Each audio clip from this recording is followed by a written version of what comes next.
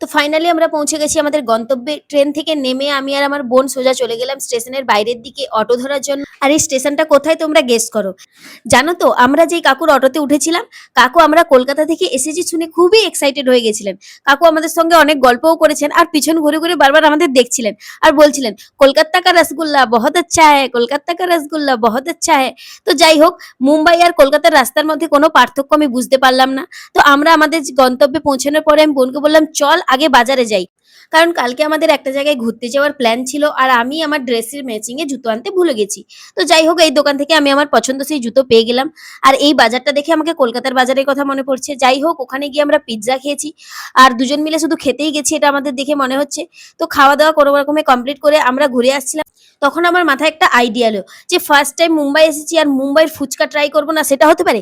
কিন্তু যাই বলো, কলকাতার ফুচকার সঙ্গে মুম্বাইয়ের ফুচকার কোনো তুলনা হয় না। এদের এখানে ফুচকায় জানি না কি মিষ্টি জল দেয়। সত্যি বলতে আমার খুব একটা ভালো লাগেনি, ওকে ওকে লেগেছে। তো যাই হোক, এরপরে আমরা আমাদের রুমের দিকে ফিরে আসলাম। তো আজকের ভিডিওটা এই পর্যন্ত। দেখা হচ্ছে নেক্সট ব্লগে।